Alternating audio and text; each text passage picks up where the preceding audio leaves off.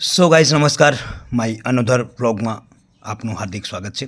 તો દોસ્તો જોઈ શકો છો તમે આ કઈ નદી છે, જે મહીસાગર નદી જોવાડી રહ્યો છું તમને। એટલે કે હું જઈ રહ્યો છું ખેડા મહીપતસિંહ બાપુની સંકુલે। તો જોઈ શકો છો તમે અહીંયા મહીપતસિંહ બાપુને ત્યાં હું પહોંચી ગયો છું અને આ ગાડીઓ પણ જોઈ શકો છો, મહીપતસિંહ બાપુની ગાડીઓ તેમજ સંકુલ જે અત્યારે ને આગળમાં જે ખૂબ જ પરિવર્તન આવ્યું છે।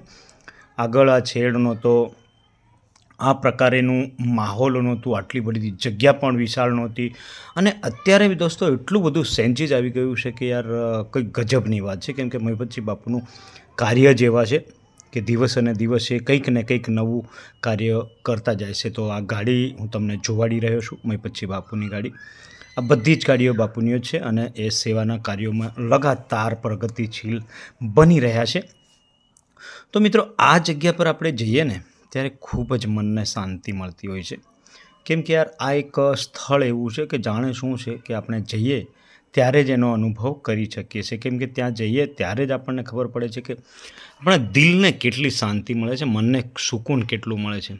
આ જોઈ શકો છો અને મારામાં કંઈક શું તમને ચેન્જીસ જોવાય છે મિત્રો। રોજે તમે મારા વિડીયો જુઓ છો, શોર્ટ વિડીયો, લોંગ વિડીયો, પણ આજે કંઈક અલગ શું જોવાય છે એ કમેન્ટ કરીને જણાવજો મિત્રો પ્લીઝ હો। અને આ બાજુના દ્રશ્યો છે, શેડના દ્રશ્યો હું તમને જોવાડી રહ્યો। મહીપતસિંહ બાપુની જે ગાડી છે વૃદ્ધાશ્રમ 3 લખેલી, મહીપતસિંહ બાપુની જે આગળથી મતલબ આ ગાડી છે એ ગાડી જોડું। અત્યારે તો બીજી ગાડી પણ લઈ આવ્યા છે। ત્યારે આ બાજુ પંખી ઘર પણ જોઈ રહ્યું છે, આ બાજુ ટેબલ, આ બાજુ સ્ટેજ જે લાઈફ ટાઈમ માટે લગભગ સેટ કરી ચૂક્યું છે ને આ અંદરના દ્રશ્યો તમને જોવડાવું। દિનેશભાઈ જે છે ને સૌસાલય એ બાજુથી આવી રહ્યા। આ બાજુ ઓફિસ છે ડોનેશનમાં કરવા માટે અને એડમિશન, છોકરાઓના એડમિશન માટે। ત્યારે આ જે પાણીનું પરબ છે, જે ઠંડુ પાણી માટે ખૂબ જ ઠંડુ પાણી આવે છે, એટલે ઉનાળામાં ખૂબ મજા આવે। આ બાજુથી દ્રશ્યો તમને જોવાડી રહ્યો છું, જે તમે જોઈ શકો પંખી ઘર, અને આ બાજુ દેખો મહીપતસિંહ બાપુનું જે હાર્દિક સ્વાગત, મહીપતસિંહ ફાઉન્ડેશન આપનું હાર્દિક સ્વાગત કરે છે એમ લખેલું છે। એ ખૂબ સુંદર શેડ બનાવ્યો છે। ત્યારે આ એક અંદર ગાડી પણ આવી છે। અત્યારે એડમિશનો પણ ચાલુ થઈ ચૂક્યા છે, પણ બાપુને ઘણી બધી ઈચ્છાઓ કરીને અમે ગયા હતા ત્યાં મિત્રો, પણ મહીપતસિંહ બાપુ કંઈક કારણોસર કંઈક જગ્યાએ ગયેલા હતા એટલે અમને મળ્યા નહોતા, પણ ત્યાં રોકાયા, ખૂબ એન્જોય કર્યું, જોયું, મનને શાંતિ પણ મળી।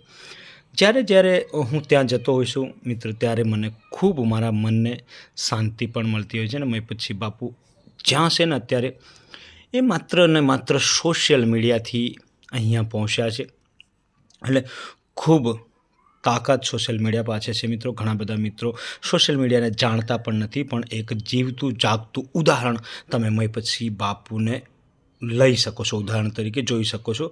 આ સામ્રાજ્ય ખડું ઊભું જે કર્યું છે ને મિત્રો, એ ખૂબ ગજબનું કામ કર્યું છે। ત્યારે હવે અમે જઈ રહ્યા છે ઘરે, કેમ કે એડમિશનનું જે એન્ટ્રી કરાવવાની હતી એ કરાવી દીધી છે, પણ બાપુ મળ્યા નથી, ત્યારે જઈ રહ્યા છે ઘરે મિત્રો। ફરીથી મળીશું નેક્સ્ટ વ્લોગ।